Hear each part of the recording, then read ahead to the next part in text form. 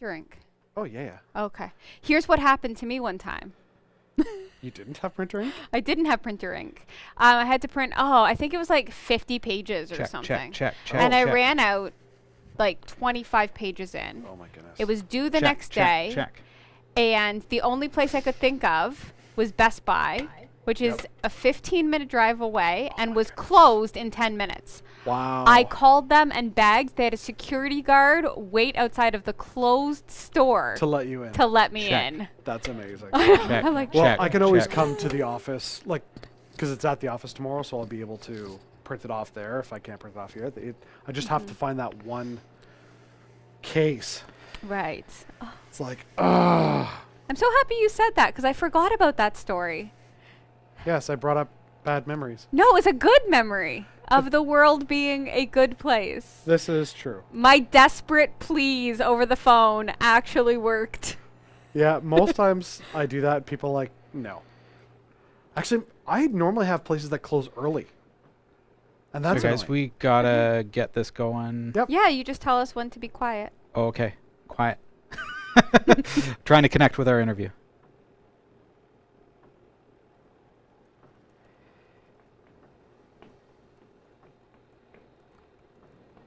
Okay.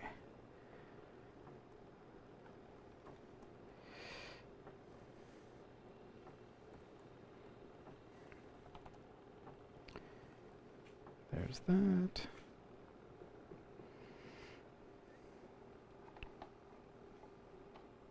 Check. How's the sound, folks? You guys can let us know.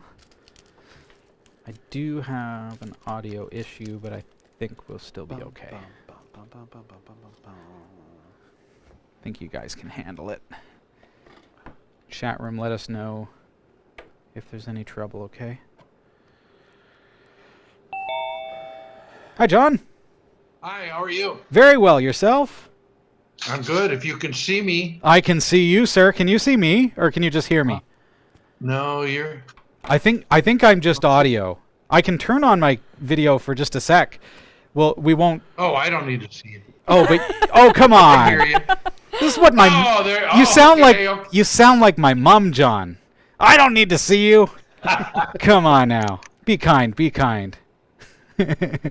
I'm here with Jeff Oh, now and you're Sasha. gone. Yeah, Okay. now I'm gone. I hear you. It's all about you. Thanks for sharing. Yeah, all right. Just getting things kind of set up here, John, and then we'll get things rolling. So we're well, I mean, everything looks really great. Like your set, looks good. Any questions for us off the top before we get started? Pardon? Any questions off the top before we get started? No, I don't. Perfect. I'm just checking. Can you hear me? Let's see. Okay. You can hear me all right? I can hear you just fine. Thanks, John. You're faint to me. I don't know why. I'm looking Oh. here. Oh, wait. You want me to turn up my mic? Oh, Let's here. see. Oh, you found it? Yeah, I got you all the way at All right, how's all that? the way at 100. Can you hear me now that I'm at 100? Oh, yes. Oh, Now fantastic. that you're at 100, you're good. Oh, that's perfect then.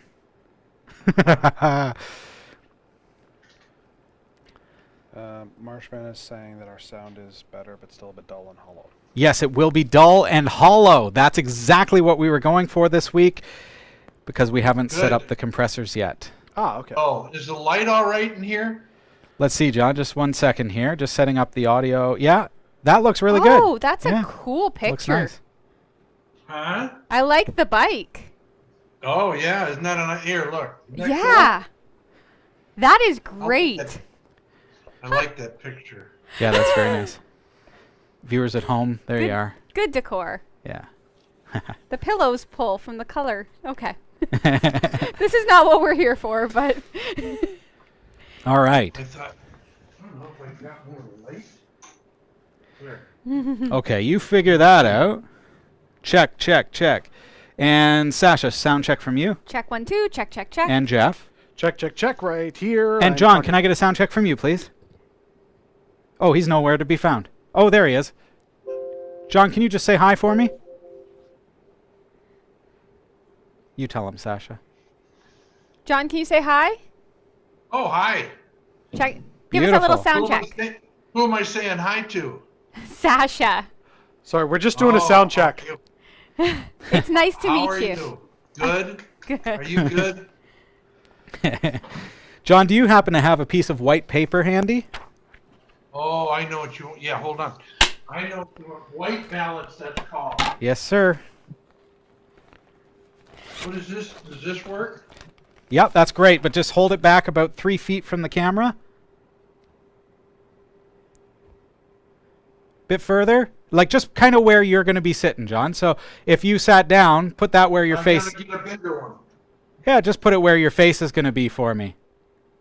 Oh, here we go. Oh, I know what you want. Where my face is gonna be. Here. That's right. There we go. That's perfect, John. Thanks, man. Excellent. That's all I need. Got it. Now it's perfect. That is. It's how we roll. It's a bit quiet in here. Is it possible to turn it up? Or Yeah, I can turn it up. John, can you say hi for me? Hi, hi, hi. Testing one, That two, bit better? three. Yeah, it's a bit better. Yeah. All right. Just want to make sure our studio hosts can hear you okay. I can hear you great because I got the headphones on, so I got the advantage. Yeah, I just so I can hear them. Yeah. Yep. You'll be able to hear them just from the mic that I'm talking on right now, so Oh, all right. that should work just fine. So, how's 2020 starting out for you? Fine. Yeah? No complaints. Good, man. Glad to hear it. How about you? Very good. Yep, show's going great. Things are very, very well. What is this show? Oh, burn! Burn! John, come on now. Oh!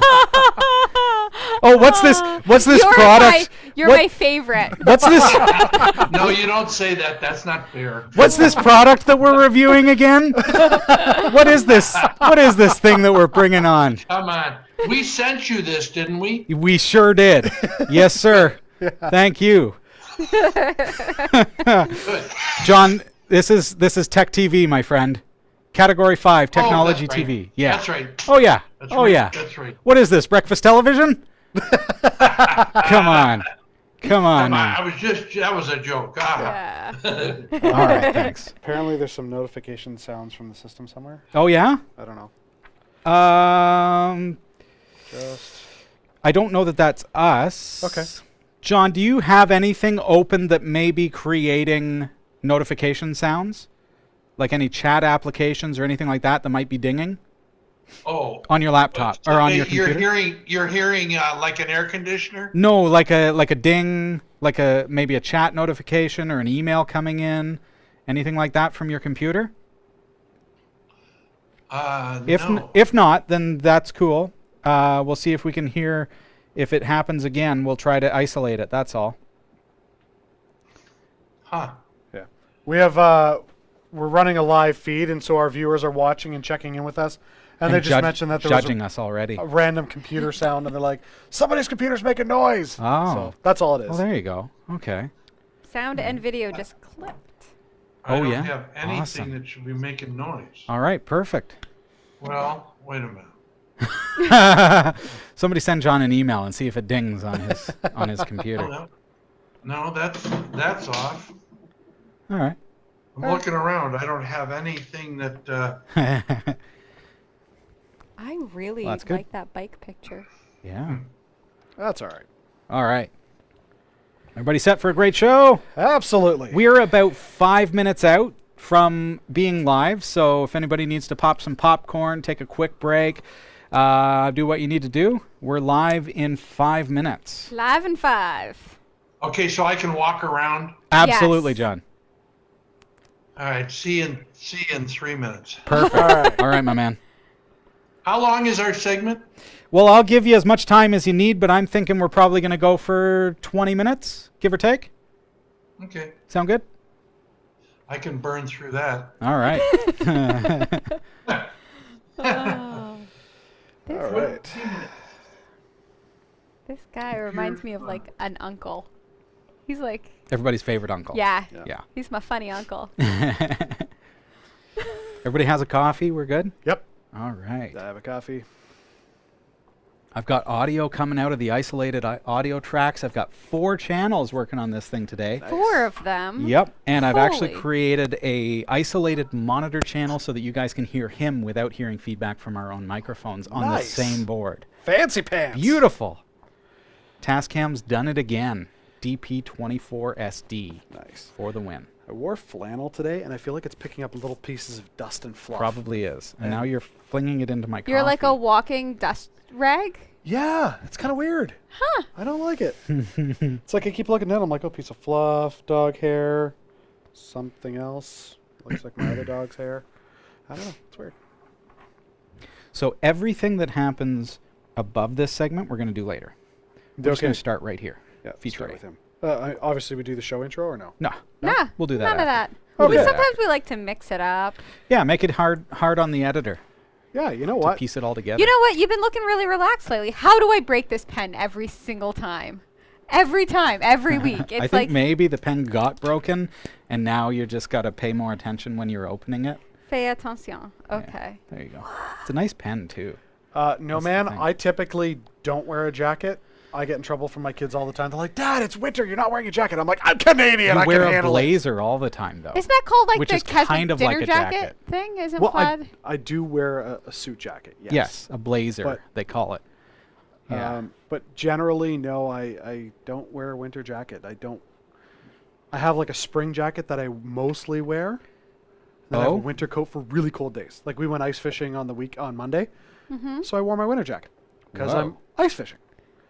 But generally, I just wear my spring jacket. Did you get any fish? Savannah got a nibble. Okay. She even saw the fish, Wow. but she got overexcited, and as soon as she saw the fish and caught the nibble,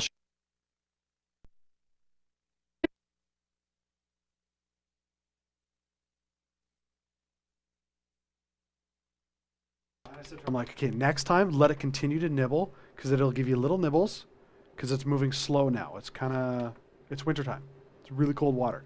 So let it do nibbles, then you'll feel a bigger bite. When you feel the bigger bite, that's when you yank it, and it hooks the fish.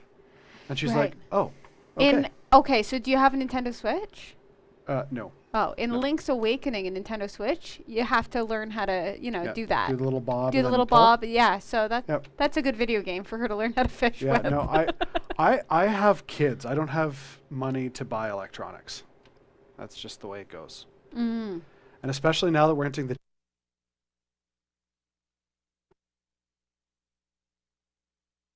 really pathetic. We have a 9x13 pan that we do lasagna for the 5 of us. Mm-hmm. It's gone in one sitting. Do you want to know the very best Check. thing my dad ever Ah. did? Okay, Ooh. that's a problem. That was loud. Yeah. That was super loud. He made pierogies special. Like early on at a young age, pierogies which cost $2 to buy a bag of frozen pierogies. I Yep. figured it He out. didn't tell us what the good. Yeah. He didn't Thanks. tell us that they were like cheap nothing pierogies. Like if you Whoa. did well on a test or exam or if it was a special occasion, we had $2 bag of pierogies.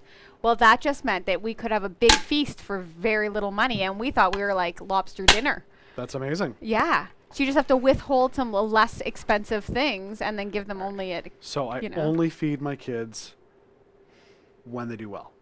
yes. That's the advice from Sasha. no. Otherwise, they starve. What I'm saying is, John, don't can you do a just say big- hi for me? I would just want to check. Hi. Perfect. Hi. You guys can hear him? Yes. Can you Excellent. hear me? Okay. Yep.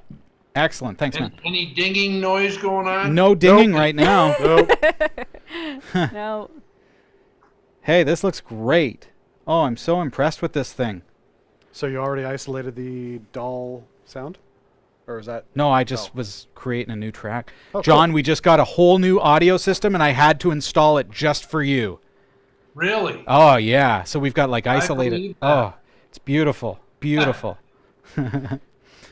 All right, folks, we ready for a great show? Yes. John, man, have fun. Yeah. Yes, I'm ready for a great show. Thank you, sir. Can I trouble you? Are you on a laptop? Yes. Can you tilt your monitor just down a little bit so that the top of the picture in your background is just touching the top of your screen? So, Yeah. Oh, yeah. Yeah, that's what I'm talking about, John. A little more perfect. No, that is perfect, my friend. Thank you. Wow. Wow, you nailed it, dude. This is going to be great. I can already tell. All right, let's get right into it. All right. When we clean out our computer or other electronics, we tend to turn to what? Jeff, any guesses? A can of compressed air. Compressed air. Yeah. Yep. A can of compressed air, right? We've all been there. Anybody who's worked on computers, this is kind of what we're used to using. Yeah, it's And the go-to. yeah, the fact is that you don't even think twice. This is kind of what you go and grab. But here's the thing. What do you see? Danger. Danger.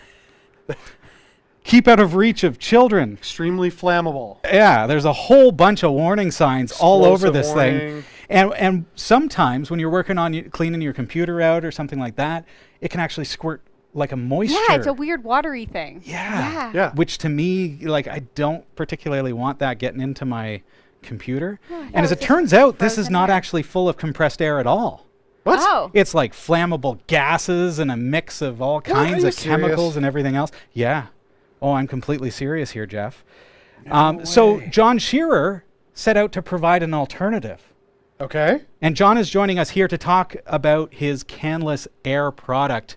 John, thank you so much for being here on the show with us this week. You're welcome. I appreciate you having me.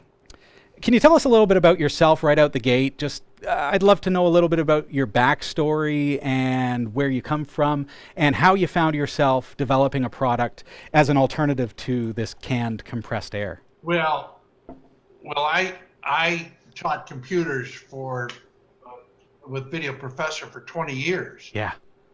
And I did that and got out of that. And a guy came to me with an idea. Long story short, it's Canless Air is the idea. I took the product and redesigned it, re-engineered it, and it is what it is today. It's what I believe you have in your hand, probably. I'm going to grab it here for us, John. So here it is. This is the Canless Air system. I've got the X3 Hurricane. Thank you very much, John, for sending that to us. You have this one. Yes, that's right. And so what I want to show you is that the footprint between a can of canned compressed air and the Canless Air is roughly the same. So on a shelf, this is virtually the same. But when I think about like what I want to use if I'm environmentally conscious is something like a compressor, right? Right. Which takes up a massive amount of space compared to something like this or this. Why does it really matter? And maybe before I even ask that question, John, I think I mentioned at the top of our discussion here, as a computer geek myself, as a computer user and a technician, I'm always using this kind of thing, the compressed, Right. the traditional compressed air. And I never think twice about it, okay? So consider that, like, that's readily available. I can pick that up at any Ready Shop, and any computer shop is selling that. And as a computer guy, I've never thought twice about it.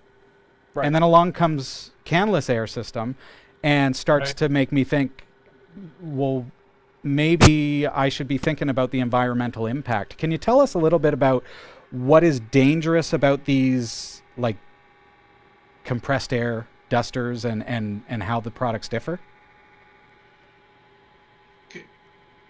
Correct. Sorry, can you hear me okay, John? No, well, you're there. You're back now. Yes. Okay.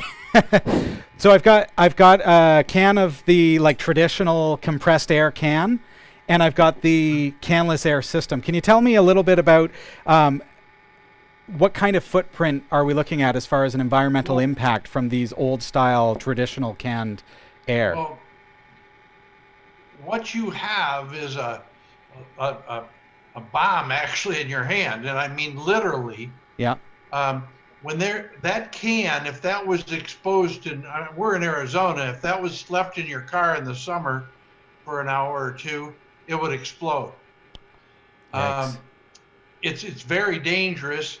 The thing that you, in getting our product, you must have realized, you must see that our product can do everything canned air can do, and it runs for a long time. Mm-hmm. It doesn't freeze up because that can of canned air has dangerous chemicals in it. And did you use canned air on your camera lenses? Yeah, I've used it on camera lenses, on computer keyboards, on servers, on the inside, on the Okay. outside, everything. Yeah.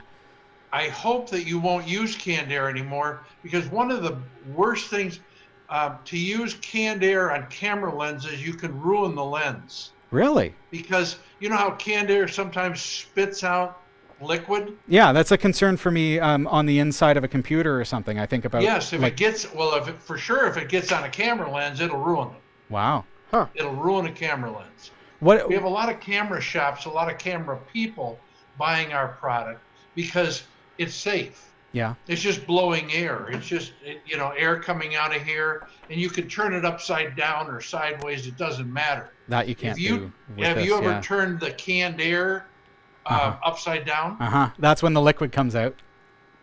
The liquid comes out. You're Yeah. correct. Yeah. Oh my goodness. And so, and it freezes up. You know that can after a while gets very cold. Yeah. What causes that, And- John? Pardon? What causes that? Is that like a chemical reaction within the can, or I'm sorry, I couldn't hear the question. what causes that? What causes it to get so cold? That's the chemicals in there. Okay. And turning it upside down, if you sprayed it on, you can get frostbite from that. If you turned it upside down and sprayed it on your skin for a little bit, Yeah. you can get frostbite. Wow. So there's many reasons that I developed this product. I mean, there's the green aspect, there's the safety aspect for sure, and people didn't have a choice. They had no choice, and so that's why this got developed. And I made it. I heard you mention about the size, the same size as a can of canned air. That's what we did. We had the engineers hold canned air in their hand and then design this. And it's designed for a woman's hand too. A woman can hold this very comfortably and use it. How's that feel, Sasha? It feels good. Does that feel all right? Oh yeah. There you go. Yeah. We had women that actually test it and pull the trigger on it. It's easy to use. Yeah. And this lasts, as you know, it lasts about a good solid 15 to 20 minutes. If you pull the trigger and let it run, it'll run that long. That's awesome. You can recharge it 500 times. Wow. Wow. So one charge of this is equal to, I don't know, 5 or 6 cans of canned air. Just one charge. What? Yeah, Holy that cow, sounds about dude. right. That's incredible. This unit is equivalent to a minimum of 1,000 cans of canned air. Okay, well, that is at least a week of compressed air for me, John. At least that. That's a big amount of money. Yeah. I don't know what you pay for True canned enough. air, but probably somewhere between $5 and $10. Yeah, they're like $8. A can like this is like $8. So take that times 1,000. That's $8,000. Phew. So All right. it gets very big for the homeowner. It's a homeowner may use a can every month or every few months or whatever it is. Yeah. But a business burns through them. They burn through them. Sure. What we had happen, corporate America is the ones that discovered us, and they use this. We had a company that has bought this product from us since we started. Mm-hmm. They bought about 8,000 of these units so far. They use them to clean cash registers, ATM machines, parking meters, computers. They use it for everything. Fire alarm people, professionals, industrial fire alarms. Yeah, that makes sense. They use these. Okay. John, can I ask? So these guys here. So if this is really going to do, say, 1,000 cans of compressed air for me, what is the? Again, I've never really thought about this. Okay, what's the environmental impact of the traditional, like blow-off compressed air? What kind of impact are we having on landfills, the chemicals, all of those kinds of things? You must know the stats, being in the industry. John, can you hear me okay? You're very faint. I'm so sorry. I'll repeat the You question. turn away from me. Look at me. I would never do that. I will yell at you, but I will edit in post. See, now I hear you very well. Yeah, and see, we're having, as soon as we go on, we start having some kind of crazy issue with a fan, which you can probably hear like a grinding noise right now. Yeah, I hear a banging noise. That would be me banging on the fan. So forgive me. Do you want to try this? Yeah, maybe. Oh, maybe that's the answer. Let's see. I'm just gonna blow some Canless Air into here, John.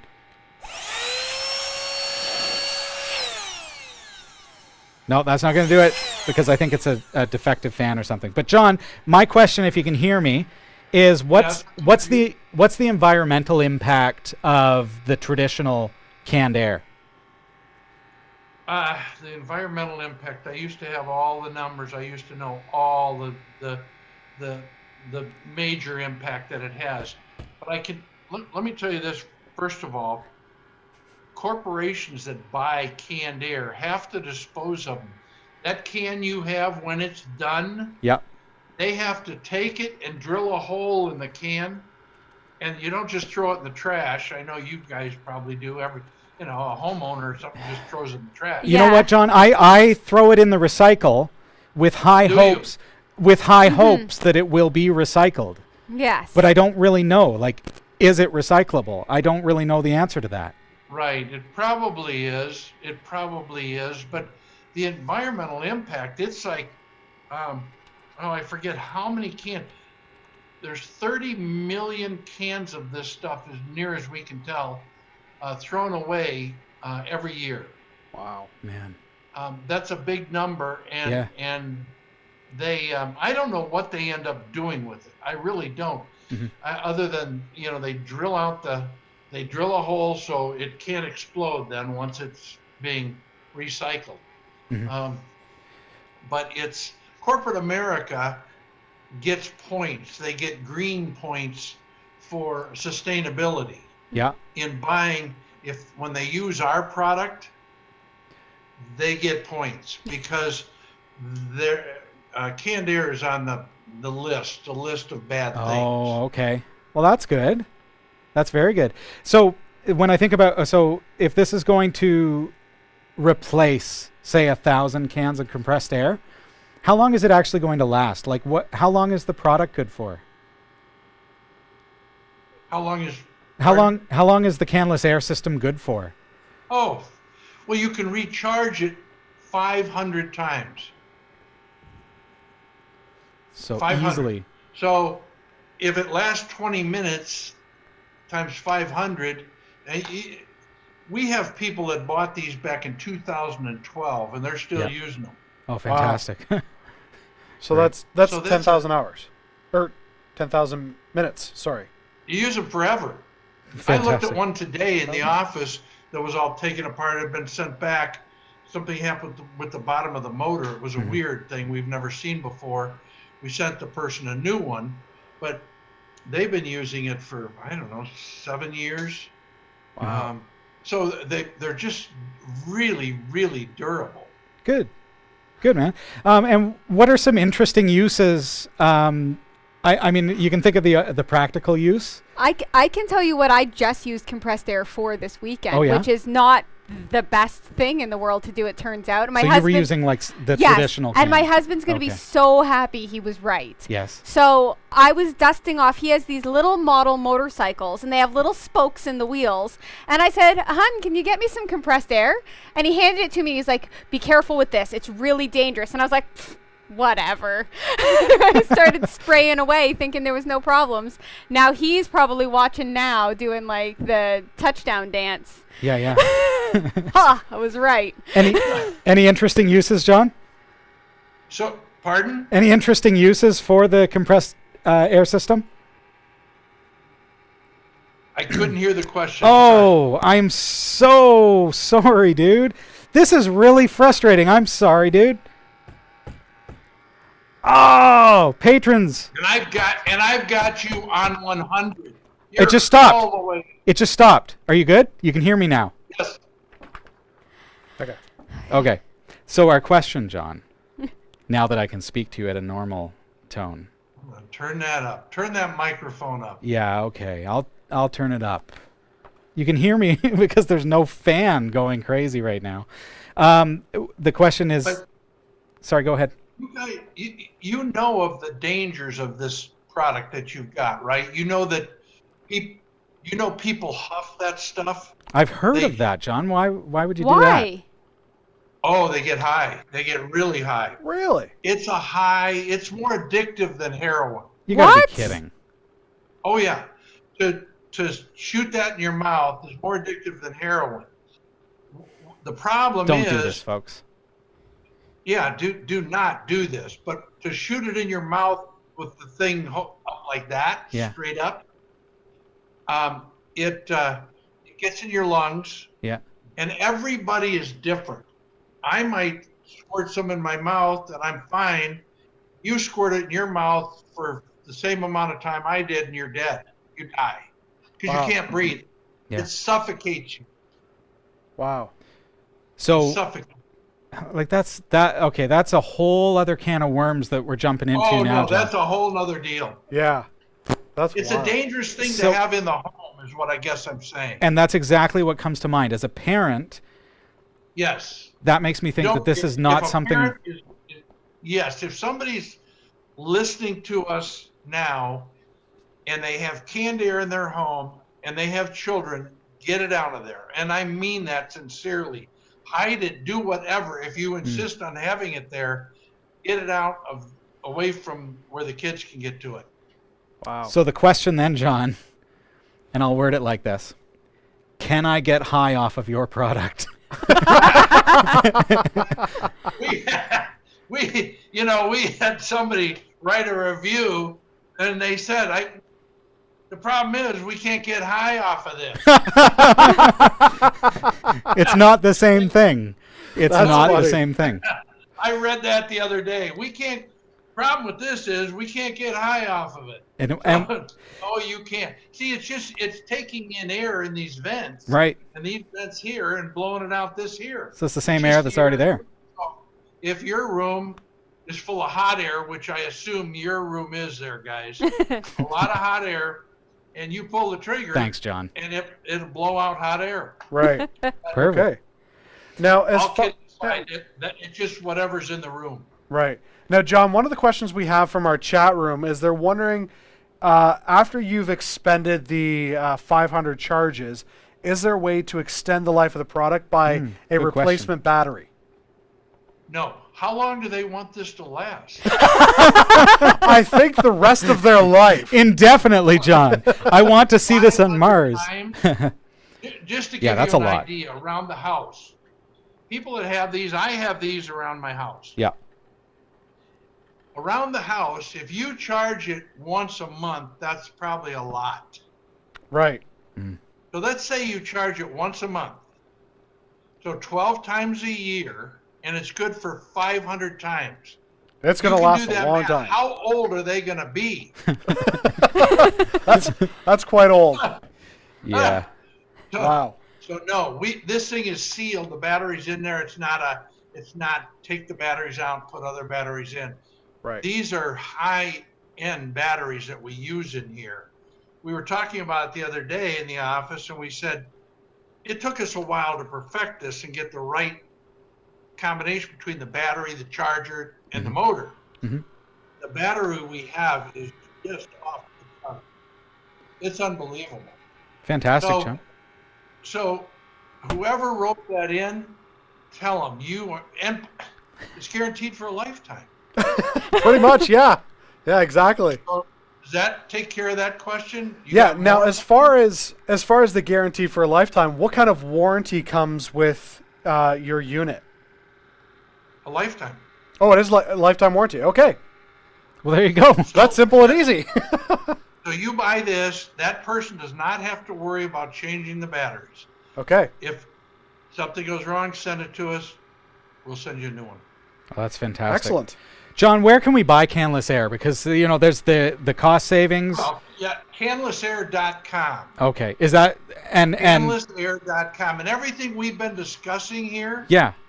is on the site. It compares canned air with our product. It shows all the different models we have.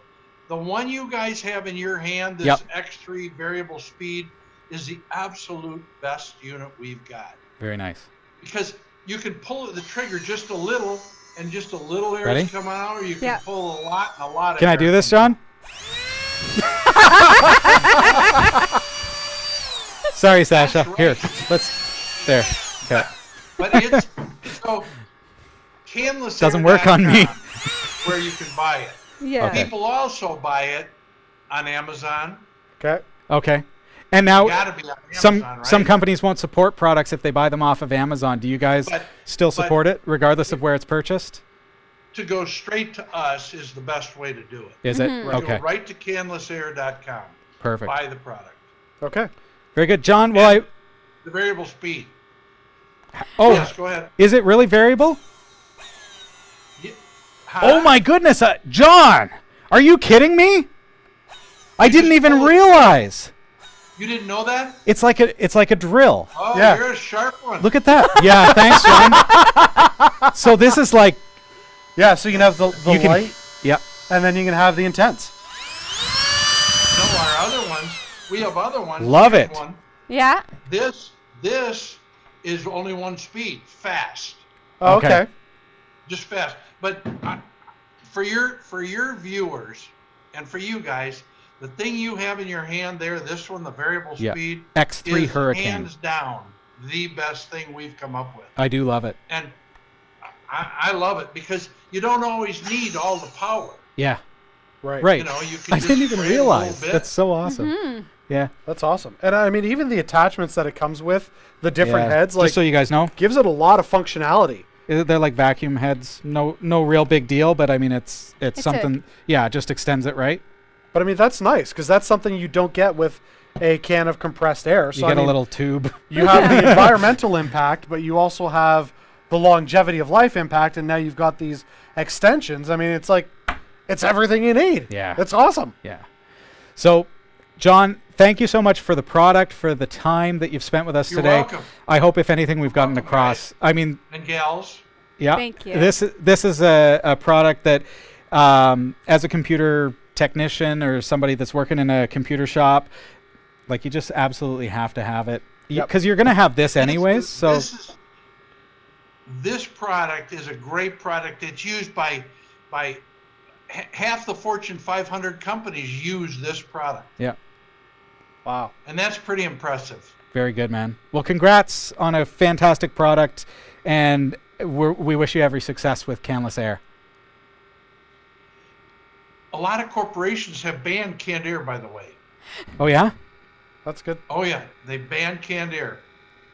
sounds like a good thing at this point. I agree. Yeah. Yeah. Yeah. John, we wish you every success with your system. Well, thank you, and I appreciate being on anytime you want a good laugh. Send us an email, and we'll hook up again. Very good. Sounds good. Thank you, John. Thank you. Do check out Thank you. Canless. Have a great night. You as well. Thank you. Check out Bye. canlessair.com, everybody. Definitely check that out. Thanks, John. Thank you. Thanks, man. I'll be in touch. I'll send you the video, okay? And I'll get it all fixed Yeah, up do. as far as the audio problems go. Yeah, where's it going to be? I'm going to put it up everywhere.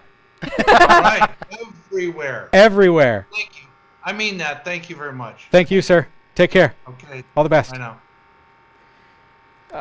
Viewers at home, I've got this fan. It's like a fan noise, and I feel really bad for you watching live in that it was really hard for John to hear us because I don't know if you can hear this. Do you hear that?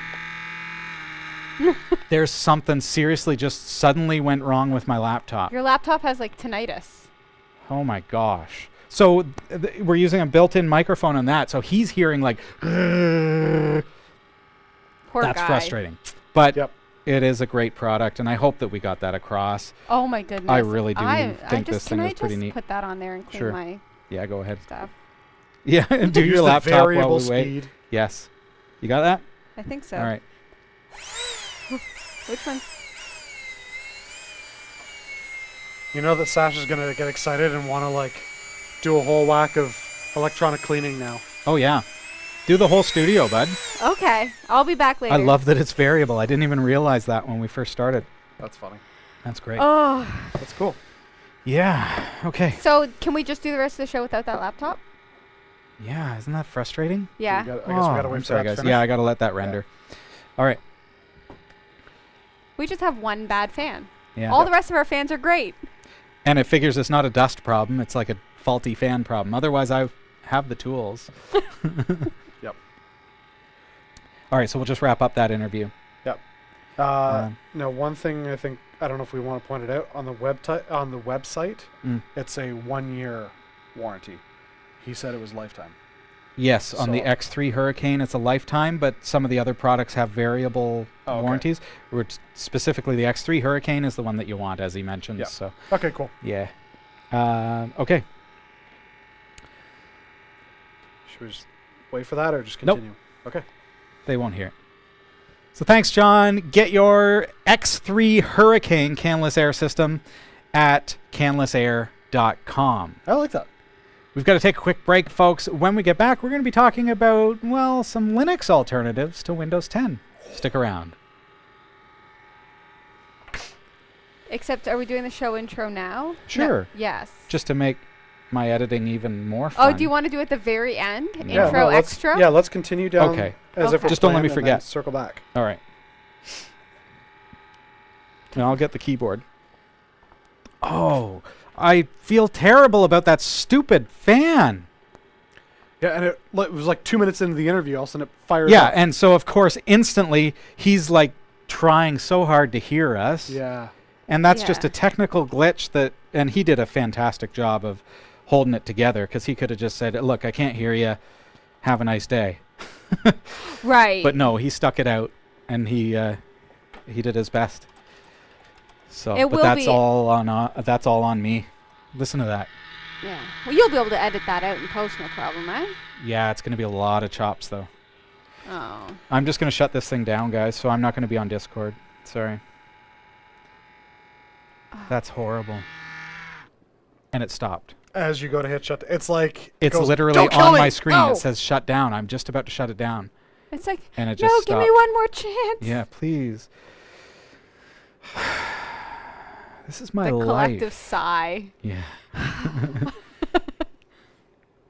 It's my life. So do I bring back up Discord and hope for the best? I will shut down this computer in a heartbeat. If it and it's starting Oh, up it's again. starting at, no, shut it down. It's just Yeah. every time it needs to work, it's going to do that. Goodbye, computer. That is my tech advice. Thanks, Sash. No problem. Call Alright. it. The time is 8:28. Whoa! Oh, wow. It just had a It's like a heart attack A little while it death was rattle. shutting down. post-mortem startup. Now what's No, it doing? it's turning back on. What Oh my goodness. It's a zombie. No, it's gone into like weird mode. Okay. That's true. You should be using the Pinebook Pro instead. I can't for an interview, Oh. but yes, I will be. But you kind of expect that your ThinkPad is going to work for you. You would think. Yeah. Oh, I feel bad that... Oh, Sasha. China just banned us For being hilarious? for being so full of puns. We are punny. Anybody need coffee before we start again? No, I'm good. No, if I drink one coffee, I sleep badly. Oh, Two okay. coffees, I won't sleep at all. All right. So I'm not going to be able to show my Linux Mint. I'm just going to have to talk about it. So this Oh. is going to be a discussion instead of a demonstration. So Well, maybe after it sits. and Nope. cools No. down. I'm not Zero, even- nope. No, we're just moving on. Okay. Yep. That's all we can do.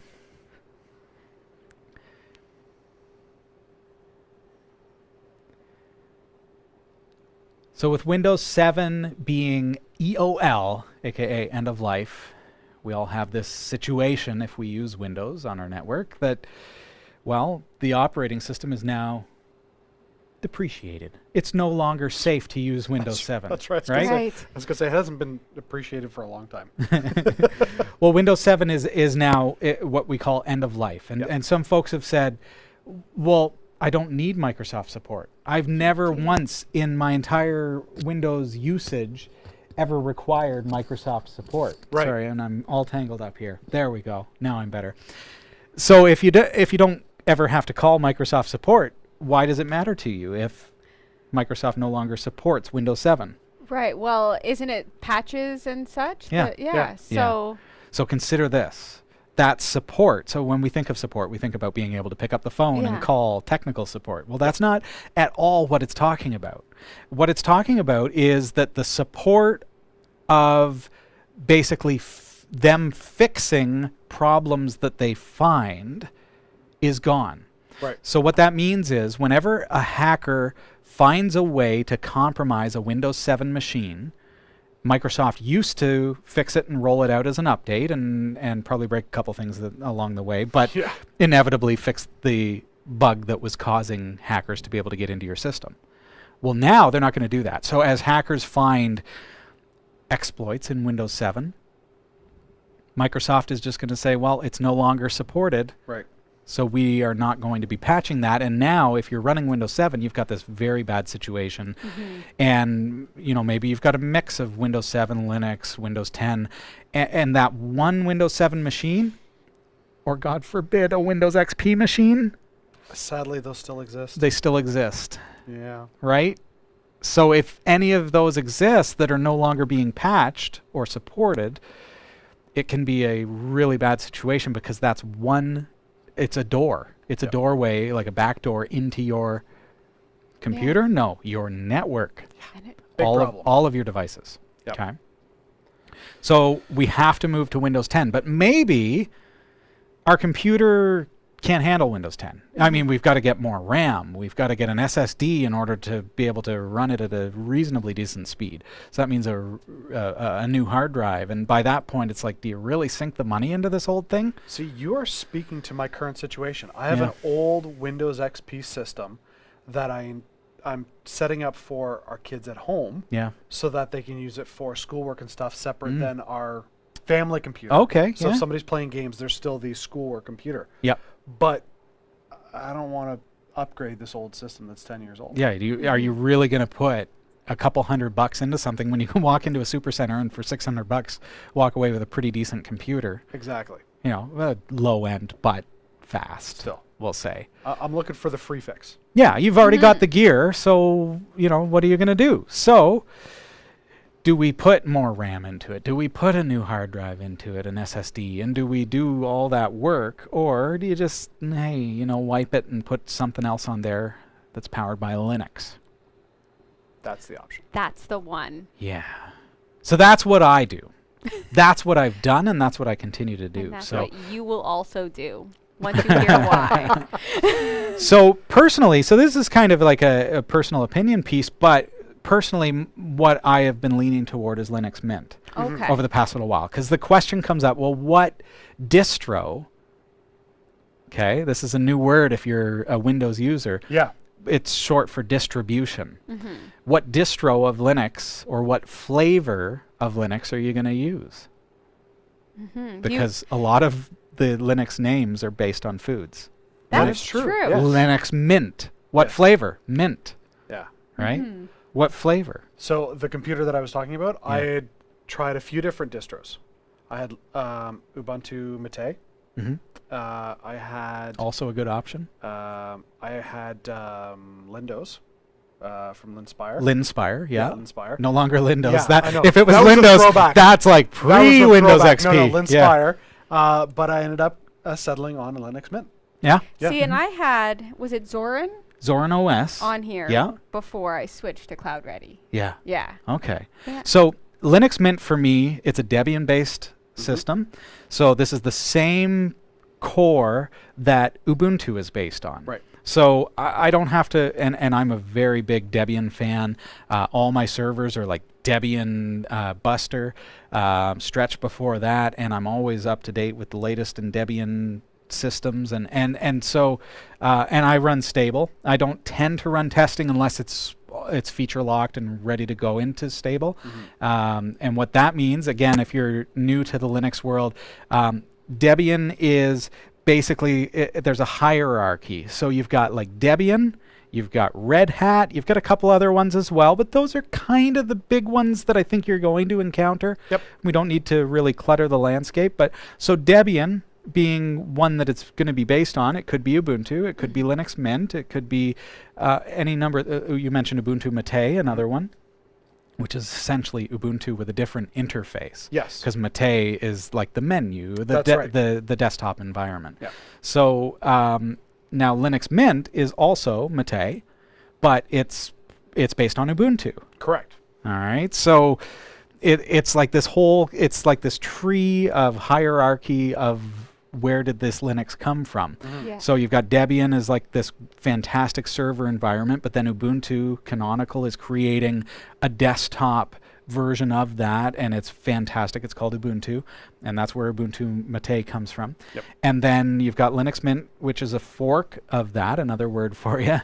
It's like they've copied the code base and then they've tweaked it and made it the way that they want it, and that's the one that I've settled on, and it's fantastic. So I get all the benefits of Debian, I get the benefits of Ubuntu, and I get the benefits of the Linux Mint community as well. Right. And so I end up with this extremely polished desktop operating system that will run on my old hardware, that I don't have to upgrade the RAM, that I don't have to buy a new SSD, and it works fantastically. And it's fairly familiar. I don't have to relearn the entire desktop paradigm in order to get used to it. It's pretty intuitive. Like I could. Very. Yeah. Yep. Yeah. Yep. So Yeah. Now you had talked about stable version versus Yes. experimental. I think was Test. the Testing. test. Yeah. So for somebody who's SID, we'll just say. getting into this and they're like, "Oh, I downloaded the experimental." What's the pitfall to experimental versus stable for them? Testing, or SID, is what Debian calls it. So way up at the higher level of the hierarchy, which you're probably not going to touch as a new Linux user. Okay, so remember that Debian is like up here. Okay, so SID is a testing version of Debian. Stable is what they consider stable. It's been tested. Yep. Okay, so it's already gone through the testing phase. If you were going up here, going to testing is going to end up giving you newer packages. So like when the new version of GIMP comes out, GNU Image Manipulation Program, you're going to have the latest and greatest. Right. Immediately, part of the operating system. But it may not be stable. It may crash. It may have bugs and that kind of stuff because it hasn't gone through that testing phase yet. Correct. Once it hits stable, Ubuntu users would say it's older version. Right. Right. Debian users will say it's stable. Yeah. Yes. It doesn't crash. It doesn't have any problems. Okay, so that's a big difference between Ubuntu and Debian. Debian stable means it's gone through a lengthy, maybe 2-year testing process. Like proofreaders that are using it and It's fixing ready it, to go. changing It it is safe to use and Yes. it's stable. Okay, Yep. so it's rock solid. Ubuntu a little more bleeding edge, a little more cutting edge, and the software versions are going to be a little bit newer, and the package managing and everything else is a little bit tweaked for end users. But you're not dealing anymore with testing versus stable. It's just here's Ubuntu, Yep. and that's what you get. So it's now it comes down to, is it LTS? Any guesses what that means? Or is it not LTS? Lifetime service. Very close. Long-term support. Long-term support. Okay. Yes. So what that means, so when you see an Ubuntu release that is LTS, long-term support, which is currently, is it 12.04 is the current LTS? That's No, it can't be 12. No. Come on, 2012. No, 1804. Yes. So, man, I'm in the past. Today you're in the That's past. because I talked about Windows. Yeah. So LTS means that version is going to continue being supported. Think along the terms of what I mentioned about Microsoft. It's going to Right. continue getting those patches and fixes for a very long time, years. Okay. So if you're new and you don't want to have to reinstall every couple of years or go through the upgrade process, go with LTS. If you like the brand new versions, go with the current version, which right now it's 2020. It's not quite April, but because it's almost April, that means that 2004 is going to be coming out. Right. in April because it represents the date. Right. Okay, so it's every October and April. It celebrates its birthday in April, like I do. Is that what happens? Exactly. Yes. Exactly okay. like that. So the most recent version then, therefore, would be 1910. Yep. 19.10. So And you those just blew versions. somebody's mind by explaining that Yes. a little bit, because somebody's like, that's how they got the numbers. I Yeah. thought there was 10 iterations of it. Yeah, no, it's October 2019. So that version would be the latest current version of Ubuntu, but it's not LTS. Right. So you'd have to then go to 2004 when it's released through the upgrade path, which is pretty easy. Now, Linux Mint, I believe, subscribes to a very similar model, but they base theirs on the LTS of Ubuntu. So you're going to get LTS, I believe, anyway. Well, but they have the iterations throughout as well. Yeah. So, like right now, it's Linux Mint 19, I believe, 19.2, something like that. So it's how it trickles down. So that's what I've settled on is Linux Mint, because I find for my laptop, for my desktop, it's like the rock solid. It's got current software. I can install whatever I want on it. It's beautiful and it works great. Yep. You mentioned Cloud Ready, Yes. which basically has turned Sasha's laptop into It's a Chromebook. a Chromebook. Yes. So you took your old laptop and turned it into a Chromebook. And how was that for you? It's great. I mean, it works well. I have all of my access through the cloud, right? Yeah. So I mean, You're already use, using Google Docs and stuff? Yeah, exactly. I use Google Docs and slides and, all of that. And so it was really intuitive for me. Like I had no problem switching to Cloud Ready, but From what? it was Zorin that I From had. Zorin. And before that? Before that, was I Windows? I must have been Windows at some point. Wait. Yeah. Windows. I was Windows 7. I have She's a got the sticker. But I block things out I don't like. I don't remember this. Fair enough. And Yeah. Jeff, you mentioned Windows Windows. and Windows XP. Yes. So you're more old school than me. What are you running at home for real? So on we have the two systems. Well, we have three systems. There's 'Kay. my wife's Mac, because she likes Mac. Yeah. On our family computer, we have a dual boot system of Linux Mint and Windows 10. Nice. And the reason for the dual boot is because of computer games. Yes. I was going to guess gaming. Yeah, It's going to be gaming. That's why. Yep. Yep. That's So I mean, my kids are now at the age where they're like, they're getting into some of those. Roblox. Oh, they're past that now. What else requires Windows? What requires Windows? It's all Roblox. So, some of our Fortnite. Yep, some of our Steam games Mhm. are Windows only. What else do I have? Oh goodness, I'm trying to think of some of the games that are Windows only. You don't game on your laptop. I do not game This is on my strictly laptop. like the strictly business. Yeah, That's right. Strictly the business. That's right. I'm completely blanking on what all's on the computer that's So- not through Steam. Okay, so gaming on the Windows 10. Yeah, And you, Jeff has mentioned something that we haven't talked about yet tonight. the dual boot. Dual booting. Yes. So what that means is that he's chosen. So your computer is obviously good enough to run Windows 10 anyways. Yes. Okay. So that's a different scenario in some ways. However, if your computer is able to support it and you still want to go the route of Linux, Yeah. you can do dual booting. Can you explain to us what that means? Yeah. So with dual boot, I have partitioned the hard drive. That's a fancy word, Jeff. Yeah, okay, so partition means I took the space of the hard drive Yeah. and I segmented it off into different portions. And so Is that hard to do? No, it's really Does easy it have to to do. be a straight 50-50? It does not have to be a straight 50-50. And so Okay. my initial boot was not Windows. It was Linux. So originally it was just Linux. Yeah, originally, because it was a computer I built. Okay. So it was a blank hard drive, and my first install was Linux, Mm-hmm. because when I'm doing the install, it says, do you intend to do a dual boot? And so... Really? Yeah, so that was one of the install options, and I'm like, yes, I intend to do a dual boot. And so that's what happened, is I set up the dual boot. I'm blanking on what the dual boot program is called. Gparted? No. No, it's Part of the installer process? Yeah, I'm blanking on what it's called. Anyway, so that popped up in the install, and it's like, okay, how much do you want to partition on your hard drive for okay. your Linux operating Yeah, yeah. system? And so I set up, it was not quite a 50-50 split because I need a ton of space for the games that get installed. Right. Yeah, so okay. it was more Windows, I think it's 25-75 split, all in all on the hard drive. That was the first time I did the install. I've since wiped the computer, reinstalled it. And so that was when I had my spinning hard drive. Okay. And then after I installed Linux, I booted up again, installing Windows on the second partition. Since wiping out that and going with my SSD, it's the SSD I think is 500 gigs, and I have 2 terabyte spinning hard drive. Yeah. And so that's where my data is on the spinning hard drive. Yeah. And then I'm using the SSD for the operating system, and that's a 50-50 split. Okay. Very complicated sounding. But no, it's really not. But from the scenario of a user who, say, is using Windows and wants to experience Linux and use Linux because it's safer, because I know I can surf the internet, my kids can use the computer, I don't have to worry about viruses like I do with Windows, those kinds of things. So let's say your kids sit down at the computer and they want to switch between Windows and Linux or vice versa. How is that process? So all we have to do is if I'm in Windows, we go through a system restart, and then on the boot, it brings up the dual boot screen. The default, if the computer just starts up by itself, is to go into Linux.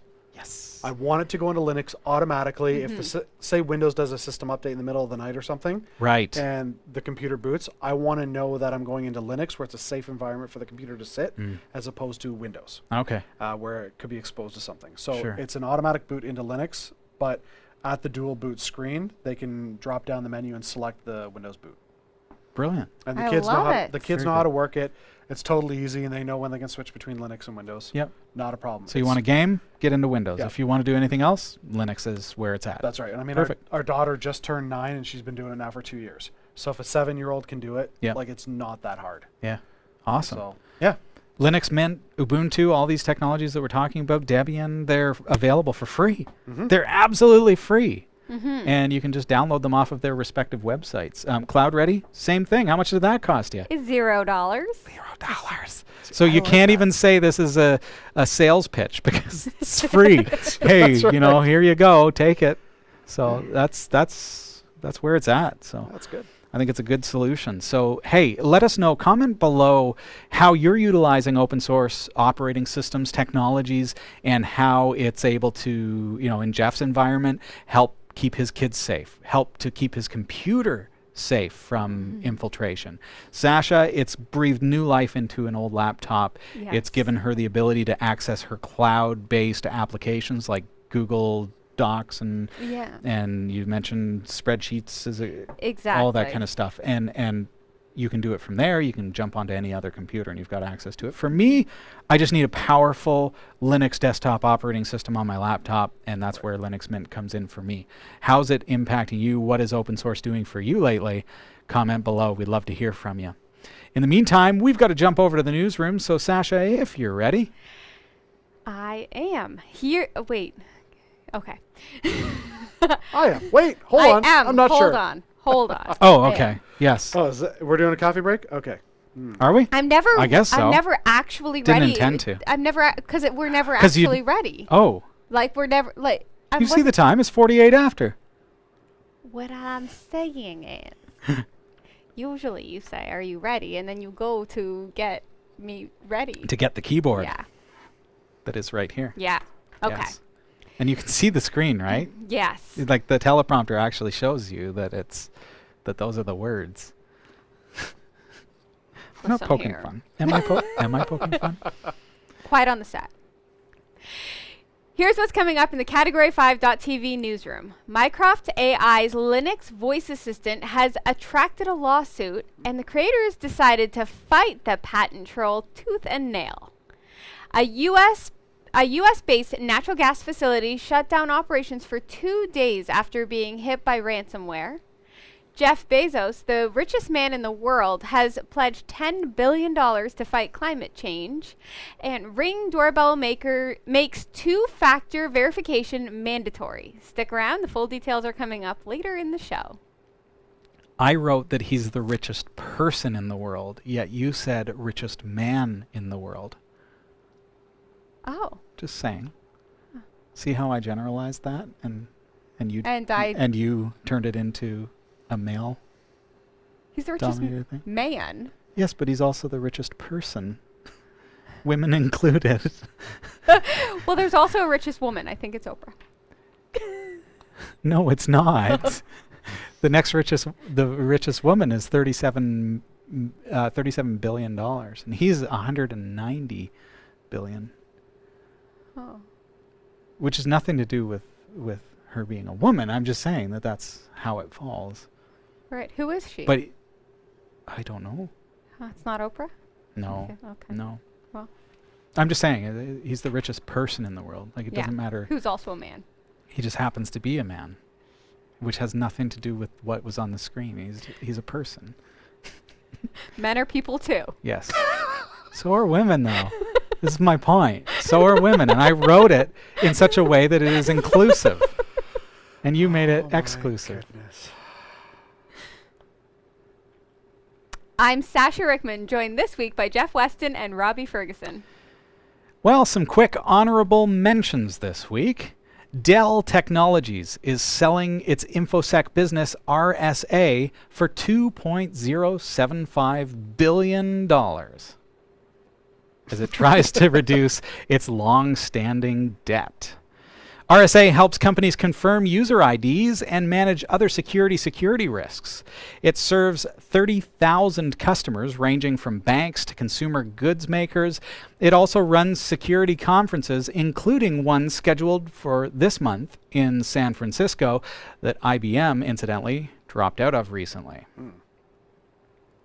The sale, which was rubber-stamped on Tuesday, was made to a consortium led by STG Partners, a private equity investor that specializes in tech, Ontario Teachers Pension Plan Board, and Dutch private equity group. It's called Alfinvest Partners. Alfinvest Partners, or Alpinvest? Something like that. We'll say Alpinevest. All right. Something like that. Yeah. Microsoft released a buggy security update for Windows 10 last week. Surprise. Now, some Windows users report that all of the files on their desktop have been deleted. Don't worry, it hasn't actually been deleted. Thankfully, those files are still there. The update just moved them to another user account's folder. That's better than the last time when Microsoft actually deleted people's files back in the October 2018 update. While files appear to the user to be deleted and settings such as the start menu and desktop customization appear to be reset to default, what's actually happening is that Windows 10 is signing people into a temporary user profile to be used during the update process. But for some people, it's failing to restore the user's proper profile when the update is complete. Odd. The buggy update is KB4532693. Wow. I have the utmost respect for you, Sasha, having to read those very tiny numbers. Microsoft released this update for Windows 10 on February 11th of 2020. Windows Update will automatically install it on your PC. If the system has already installed the update and you haven't experienced the bug, you don't need to take any action. However, if you've encountered the bug, there's one simple way to fix it and get your files back. Uninstall the update that caused the problem. I will not repeat the update KBID. You can rewind. Since Microsoft will likely re-release the update in the future when the problem is solved, removal is the quickest and easiest fix. Now, looking at the update itself, it says it is to improve security when using Internet Explorer and Microsoft Edge. So, we suggest you stop using those browsers. Yep. Problem solved. Thank you. Let's get into the top stories we're following this week. Startup Mycroft AI stood up to a patent troll who filed a lawsuit against it for building an open source Linux-based voice-controlled assistant. Mycroft AI develops voice assistant software that runs on Linux systems, including the Raspberry Pi. The device can then respond to spoken requests, similar to Amazon Echo or Google Home, such as setting alarms and reminders, searching the web, and so on. Mycroft AI at first learned trouble was brewing when it was contacted in December by a lawyer at a Texas law firm focused on intellectual property. In an email to the startup CEO, Joshua Montgomery, the lawyer claimed Mycroft AI's technology infringed 2 U.S. patents belonging to their client, Voice Tech Corp.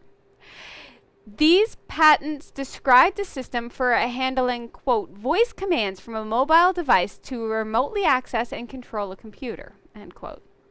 Initially, the lawyer offered Mycroft AI a non-exclusive license of voice text patents. However, after Montgomery ignored the emails, voice text sued Mycroft AI for patent infringement.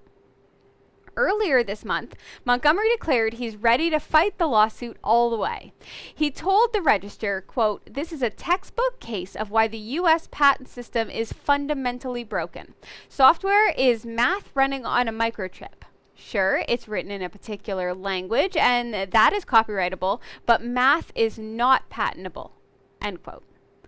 According to their abstract, the patents involve, quote, receiving audio data from a mobile device at the computer. The audio data is decoded into a command. A software program that the command was provided for is determined. At least one process is executed at the computer in response to the command. Output data is generated at the computer in response to executing at least one process at the computer. The output data is transmitted to the mobile device, end quote. Montgomery argued the patents do not reflect the complexity and architecture of modern assistants and pointed out Mycroft AI doesn't even involve a separate mobile device. Because Mycroft AI is based in Missouri, they'd have to spend money hiring a law firm in Texas to work with its attorney. Montgomery described voice tech, in his opinion, as a, quote, patent troll, end quote, and compared such organizations to playground bullies. He said, if you don't stand up the first time, you'll get picked on forever, end quote. On February 11th, Voice Tech voluntarily dismissed the case. In an update posted to Mycroft blog, Montgomery says, quote, we have won the battle, not the war.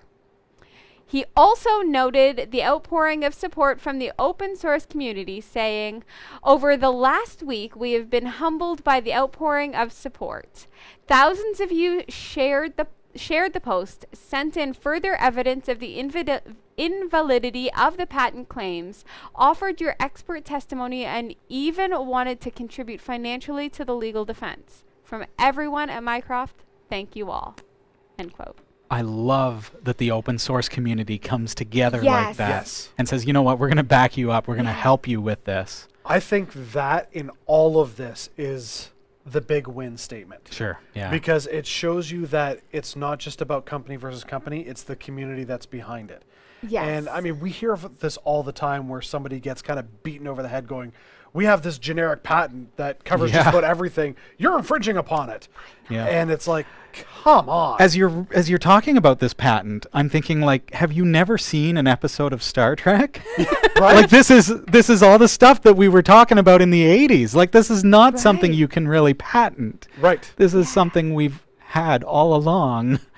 Yep. Unreal. So, I mean, I think it's good. I'm really happy that they dropped it because, Yes. to be honest, that would have been it wouldn't have been a fair fight in that they would have had to hire a lawyer outside the state. They would have. That's so stressful for anyone, but To like what a feel- waste of resources. to know you're right, but feel like you're on the defensive, Yeah. and the whole thing would have been yucky. And I really love that they felt supported Yeah. in the way it was shown. Yep. Yeah. Exactly. And check out Mycroft. I mean, it's a great project. So think about your Amazon Echo or Google Home Mini or whatever device you have, and then create an open source kind of alternative that you can install on a Raspberry Pi and create your own virtual assistant and Totally create cool. plugins for it and everything else. Definitely something we need to look at on Yeah. Category 5. Mycroft AI, you're awesome. Way to go. The Department of Homeland Security said on Tuesday that a U.S.-based natural gas facility had to shut down operations for 2 days after sustaining a ransomware infection that prevented personnel from receiving crucial real-time operational data from control and communication equipment. The advisory didn't identify the site except to say that it was a natural gas compression facility. Such sites typically use turbines, motors, and engines to compress natural gas so that it can be safely moved through pipelines. The attack started with a malicious link in a phishing email that allowed attackers to pivot from the facility's IT network to the facility's OT network, which is the operational technology hub of servers that control and monitor physical processes of the facility. With that, both the IT and OT networks were infected with ransomware. The attack knocked out crucial control and communications gear that on-site employees depend on to monitor the physical processes. The infection didn't spread to programmable logic controllers, which actually control compression equipment, and it didn't cause the facility to lose control of operations. The advisory explicitly said that, quote, at no time did the threat actor obtain the ability to control or manipulate operations, end quote. Okay. So even though they weren't able to control operations, it's still really scary. I have to kind of bite my tongue on that statement because it kind of feels like one of those where they weren't actually able to take control. Well, they really were. Yeah, or maybe they just really didn't do were. it yet. Maybe they didn't take control and blow something up, sure, but they had control. Mm-hmm. So it's kind of like, I don't know if I like that statement. And ransomware is, we can be really complacent and say, it's just the encryption of my files. No, they had to get that in somehow. Yep. And how did they get that in? In this case, an email file. Right. So that email file contained ransomware, which encrypted our files. Okay. Yep. What else did it do? What else could it have done? Mm-hmm. Could it have installed a gigabyte motherboard driver that is exploitable? Right. That has like a backdoor in it that allows them into our network and into our OT network and then into our actual controllers? Mm-hmm. You don't really know. Like, that's really complacent to state. Unless you've got data to back it. Unless you can legitimately say, this was strictly this infection. We've found the infiltration point. We've locked it down. We've blocked every instance. But I've had computers come in for service where they said, oh, I accidentally fell for a phishing scam, and they started controlling my computer. Yep. Yeah. And then we found okay, they thought they were safe, but then we found that there was like back-end software that was running as services in the background. There was no uninstaller for it. It was just a service running on the computer that allowed them to remote in at any time and take control of the computer, which they're only going to do at 2 o'clock in the morning while you're sleeping. That's right. Mm-hmm. So you don't know what's happening. How many people would notice? Not a lot. Now, can you just, as a precaution, I mean, I'm not saying that this is the answer, just turn your computer off at night. Would that be that? In a home environment, sure. Oh, but not in a right? business But environment. when it's controlling the flow of propane, Yeah. you'd probably want to leave it running. Yeah. Yeah. It's just sad that this is still becoming a regular story. Every like- single week. All the It's time. like, come on. How many times do we have to hear this before we go, Yeah. hey, the world finally got it? And it always seems to be the big companies or the governments that are getting hit by it. It's like, now And- granted, those are the ones that make the news, Mm-hmm. True. but still, it's like, you're a bigger target. And I think, Jeff, and maybe we can, maybe this is a discussion to be had in the comments below, but I think that these big targets, and forgive me, if you're in the IT departments in these companies, forgive me, I don't mean this as a jab, but it's a truth. It's a sad truth that we were educated 10, 15, 20 years ago. Right. Okay? And we've been in the industry for that long. And some of us in the IT department, not myself, of course, but some of us are on the verge of retirement. And that's, again, not a jab. I entirely respect what you do. However, malware has evolved Yes. Right. significantly. Significantly. What we're encountering now is not Natus We're not dealing with BSVs. We're not dealing. When was the last time you ever saw a BSV? And if you know what a BSV is, then you're this. I'm speaking to you. Yep. It's not about those anymore. No. Now it's the evolution. Back in 2017, when WannaCry dropped, and we started seeing ransomware infiltrating networks, and we started seeing RDP attacks and Eternal Blue being exploited, and all of these kinds of things. That's when the cybersecurity industry woke up and said, okay, we need to re-educate ourselves. And if we haven't since then, and if we're still thinking in that old mindset where viruses is our threat, I'm sorry to say that viruses are not our threat. When was the last time we ever heard of a virus infiltration? It truly is It's amazing been a long how many time. people, they'll still go, I don't want viruses. It's like, Yeah, if that's your biggest I concern. have antivirus. I'm safe. Yeah. When was the last time you heard of a virus Right. infection?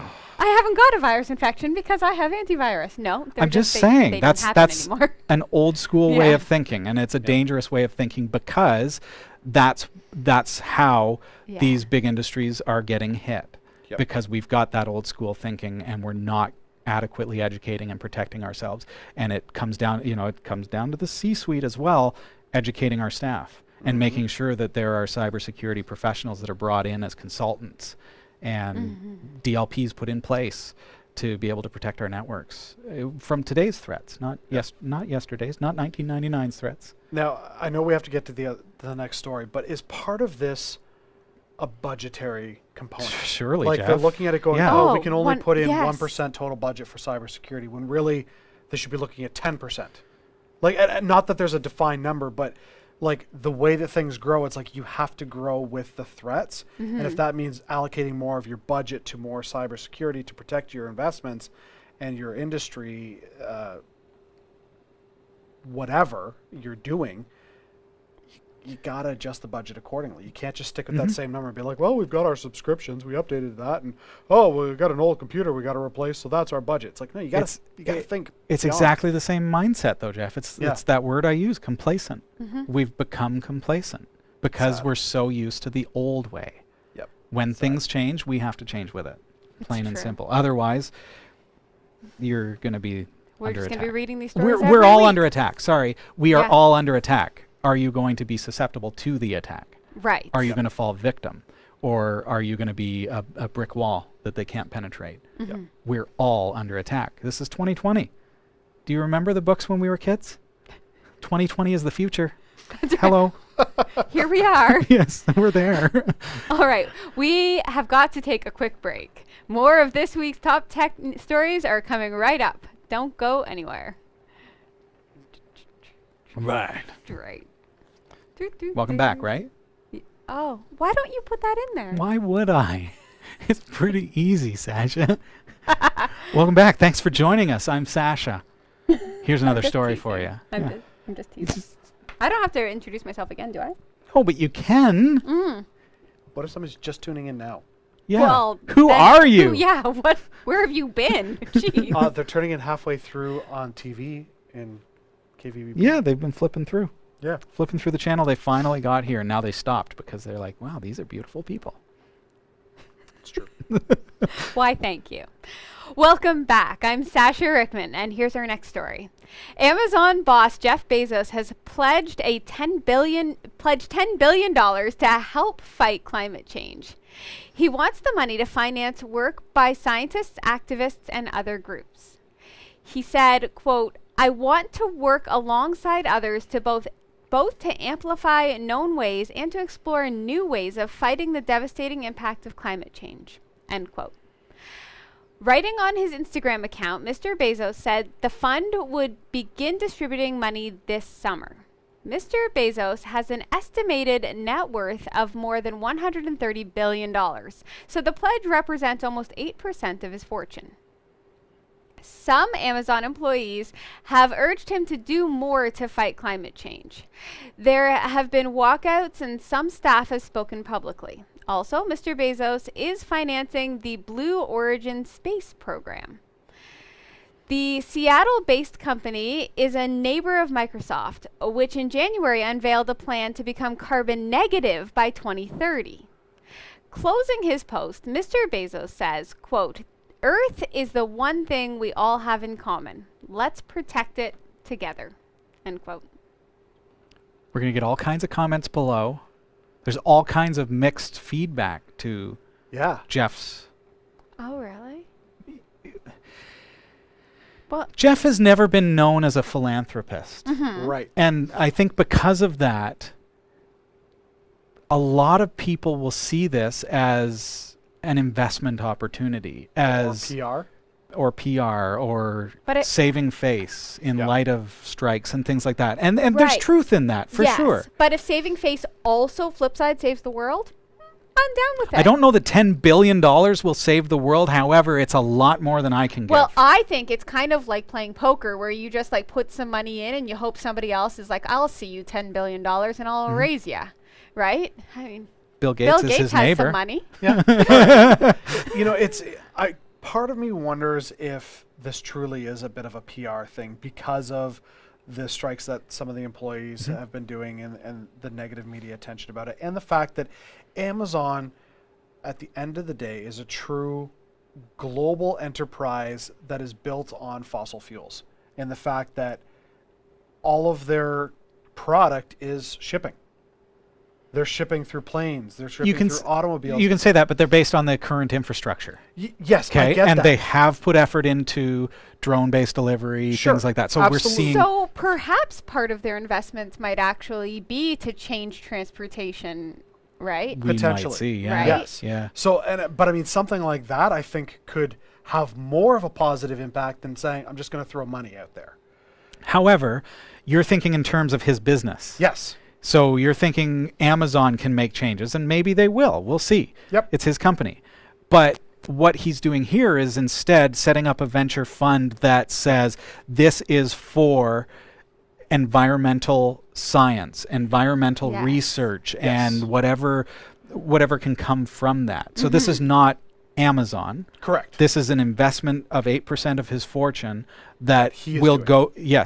that will go toward that research and things that could potentially make a very large impact on a positive shift in environmental impact. I also Even wonder this- if part Maybe of it is maybe Sasha's right about that. is a taxation.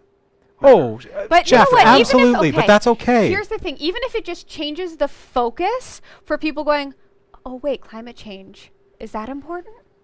It is. I Yeah, feel yeah, like yeah. if they're Right? just And it's- asking that question now, But- they're missing out But on you know what I'm something. saying? Like if he's saying, yes, this is important enough to me that I'm going to put this money towards it, then that becomes the news, and then more people are focused on the climate change issue, and now there'll be Yeah, more perhaps. creative minds thinking about it. And $10 billion sitting in a Somebody's- trust to right. be spent on it. Somebody's going to want to get a grant from that fund, And they might. right? And so they're going to start thinking about ways they can apply for that grant, and they're going to Sure. come up with Yeah, why great not? ideas. Yeah.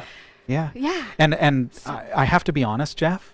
I understand what you're saying. Yeah, it's a tax write-off, and it's it's going to have a positive impact on that end of things for him.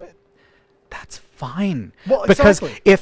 if somebody has money and gives it to a cause and gets a benefit back, Awesome. Yeah. Exactly. and it's a good cause and it's making a positive impact on humanity, then then do that's great. it. I'm not I'm saying all for I'm not that. saying bad. I'm just saying I think to focus on the idea of it's about climate change. I think there's other things to it where it's like there's a whole plethora of positivity that comes with it. Yeah. From the positive PR, the tax write-off. Oh, sure. The impact. Let on him the have environment. it, though. Exactly. He does. Yeah. The He point is, deserves yes. it in that he's had all the opposite of that, and it's Yeah. and it's funny because now that he probably feels like he can't win, right? Probably.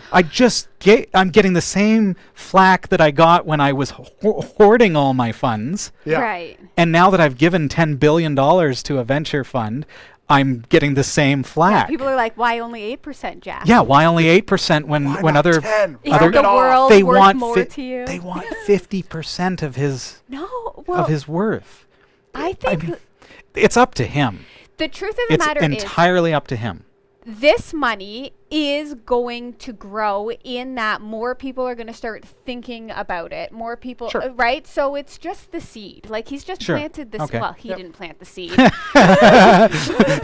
Dial it back Bezos a little. saved the world. That's He right. started it all. But I mean, he's at least listening to the important issues and the fact that the strikes are going on and the fact that people really do want to see people put their money where their mouth is. Yeah, you say the Earth's important? Show us. Yep. Yeah. So, And my final thought is, like, let's watch who qualifies for this funding. Yes. Let's watch what companies and what institutions benefit from this funding, and then we can see what kind of difference it's making. Because I think $10 billion would go a long way in my bank account. Well, do you have a saving idea? Yep, I could do one or two things with that. Yeah, one or two. All right, moving right along. Ring, Amazon's video doorbell system, has introduced additional steps to the way users log into their accounts and is making two-factor verification mandatory. Nice. Users will need to enter a password and unique 6-digit code when they first log in to view their security footage or access the Neighbors app. Two-factor authentication was an option for Ring users before, but it was not the default setting. On Tuesday, Ring also said it would pause its data sharing with third-party firms. The change comes as Ring and Amazon face increasing scrutiny about privacy protection and data sharing. In a blog post, Ring's president, Leela Rohi, said the company takes, quote, digital security and privacy seriously, end quote, and would look at additional ways to improve security. Ring's new login system will be similar to other two-factor authentication processes. After signing in with a username and password, the app will ask to send a text message or email with a one-time 6-digit code. Once the code is entered, the user will have access to the app and be able to view footage from outdoor and indoor cameras. Owners will then be able to use their mobile apps for 30 days before they're required to go through the two-step process again, unless they log out of their account in the meantime. Last week, Nest, Google's home security device, began requiring two-factor authentication as well. Good move. I like this. I like that they're making it a compulsory thing. Not a fan of the 30-day window, though. Why? How come? I think it should be shorter, to be honest. But if you log out, But because I'm thinking, like, because this is my computer, Yeah. right? So it's only going to remember it on my computer. right. If I switch to a different computer or somebody tries to compromise my account, they're going to need the 2FA in order to sign in. Right. But still, I feel like 30 days is a long time. But you can log out. But say you don't log out. Like, how much can be accessed in those 30 days on potentially a shared device? I mean, I would hope that you're not using it on a shared device, but I think for a lot of people, Well, on a home computer or maybe like a laptop or something, I'm assuming this is also going to be the same case with phones, if you're viewing on your phone. Like, Right. I think that likely 30 days is the mandatory. You can probably set it to be more frequent I if would you hope want. so. I mean, I have a lot of two-factor authentication devices, and most of them I just set to every time. I think also, though, you're putting a local spin on the security. Right. You're thinking along the terms of somebody breaking into your house and having access to your security cameras, but if they have that, then they're already in.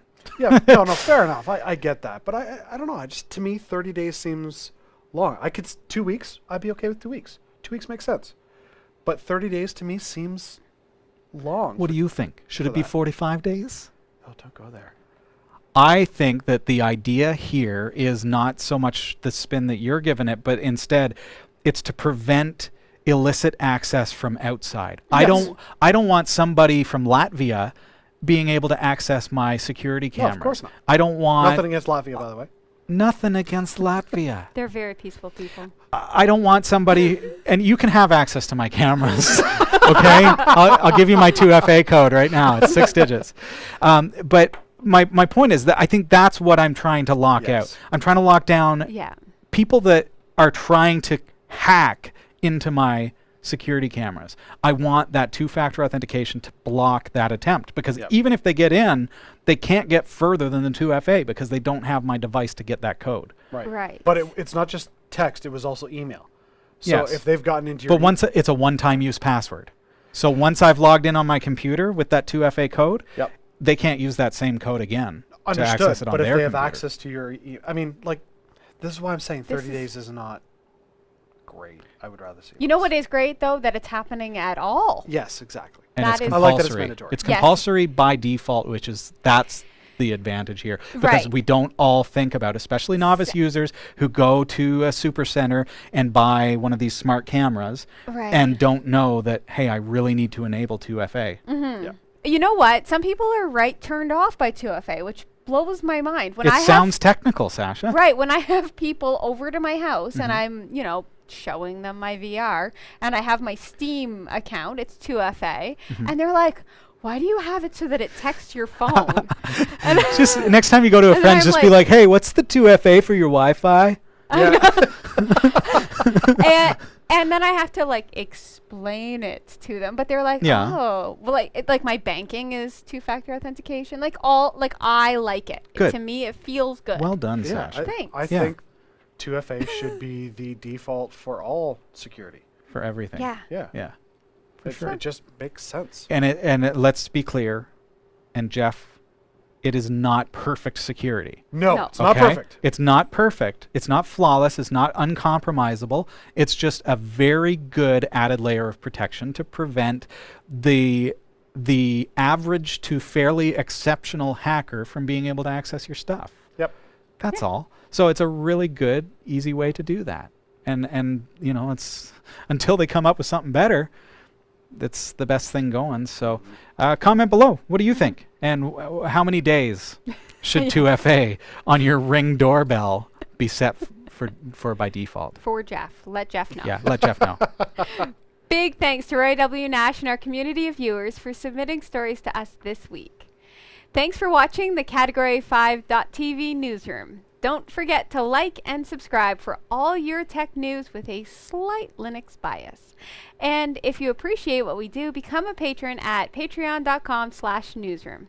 From the Category5.tv newsroom, I'm Sasha Rickman. And I'm Robbie Ferguson. And I'm Jeff Weston. Thank you, everybody, for being here with us this week. I hope you've enjoyed the show as much as we have. It's been a blast being here, and we look forward to seeing you again next week. See ya. Bye. And we'll do the intro and everything else. We'll do all of the other Yep, stuff. intro, everything. So do you want to do the... Yeah, we're just going to do it right the way we usually would do it. Okay. Yeah, why don't let's just get into it, and we won't do an intro prior to the video. We'll just do our live recordings. We'll start there. Okay.